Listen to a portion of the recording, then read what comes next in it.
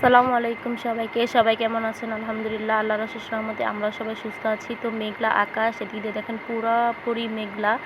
তো তারপরে হচ্ছে দুপুরের পরে রান্না করব, এই জন্য এই যে হচ্ছে চিংড়ি মাছ, তারপরে হচ্ছে পেঁয়াজ, এগুলো ভাজতেছিলাম আর কি। থোর সিদ্ধ করে রাখছি নুন আর হলুদ দিয়ে। তো এগুলা সুন্দর করে ভাজা ভাজা করে তারপর হচ্ছে আমি থোরগুলা দিয়ে দিব। তো এই যে দিক দিয়ে হচ্ছে সুন্দর করে থোরগুলা সিদ্ধ করে রাখছি।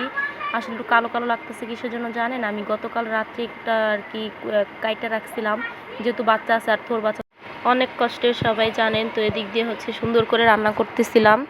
রান্না করার পর এই যে মাছগুলো নুন হলুদ দিয়ে মেখে রাখছি, এগুলো ভাজবো। আর এই যে টমেটো আর আলু দিয়ে রান্না করবো। গতকাল আর কি ভুনা করছিলাম, তেমন একটা দেশি মাছ যেহেতু মজা লাগছে, তারপর আমার মনে হয় আলু দিয়ে একটু বেশি ভালো লাগবে। আর প্রতিদিন ভুনা খেতে তো এমনিতে ভালো লাগে না, স্বাস্থ্যের জন্য অনেক ক্ষতিকর। তো এদিক দিয়ে যে সুন্দর করে রান্না বান্না করতেছিলাম। আর যারা যারা আমার ভিডিও দেখেন অবশ্যই এক লাইক কমেন্ট অ্যান্ড সাবস্ক্রাইব করে দিবেন। আপনারা কেউ হয়তো ভিডিও দেখেন কিন্তু লাইকটা করতে চান না। তো এদিক দিয়ে যে রান্না বান্না করতেছিলাম আর হচ্ছে এই যে ভাজি রান্না শেষ, এদিক দিয়ে নামাই নিচ্ছি। আর অনেক মেঘলা, আর আসরের পরে রান্না করতে আসছি। আসলে মাটির চুলা রান্নার স্বাদই অন্যরকম, আর তাড়াতাড়িও হয়ে যায়, সময়ও বাঁচে। তো এদিক দিয়ে যে মাছগুলো ভেজে নিতেছিলাম সুন্দর করে। আর এই যে মাছগুলো ভাজার পর তারপরে বাকি অন্য কাজগুলো করব, তরকারি রান্না করব।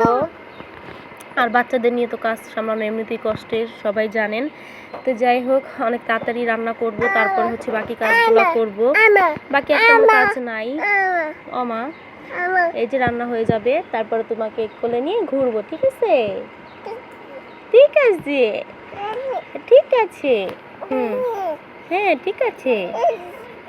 তো যাই হোক, এদিক দিয়ে যে মাছগুলা ভাজতেছিলাম আর অনেক তাড়াহুড়া করতেছিলাম, যে কোনো সময় বৃষ্টি চলে আসতে পারতো।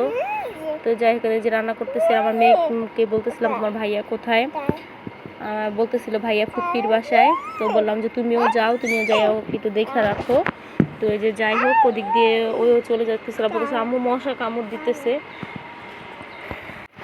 তো দিক দিয়ে হচ্ছে এই যে রান্না বান্না শেষ হইতেছে না। আর আমার মনে হয় সারাদিন রান্নাটাই মেন একটা ঝামেলা, রান্না শেষ হয়ে গেলে মনে হয় কোনো কাজই নেই, এরকম লাগে। তো যাই হোক, এই যে মাছগুলো সুন্দর করে ভাজবো, এটা হচ্ছে। আর বেলে মাছ কিন্তু এমনিতে অনেক নরম হয়, তার জন্য দেরি হয়ে যায়। তারপরে এদিক দিয়ে তাড়াতাড়ি করে তাড়াতাড়িও করতেছিলাম আর খুব আস্তেও করতেছিলাম, তাও দেখেন একটু ভেঙে গেল। আসলে বেলে মাছটা অনেক নরম হয়, আর আমার কাছে অনেকটা মজাও লাগে, আর সবারই অনেক প্রিয় হয়। এই যে মাছগুলো ভাজা শেষ, ভাজি রান্না শেষ, শুধু তরকারিটা রান্না করলেই হয়ে যাবে। তো কে কে গ্রামে অনেক মিস করেন, গ্রামের রান্না বান্না অনেক মিস করেন, অবশ্যই কমেন্টে জানাবেন।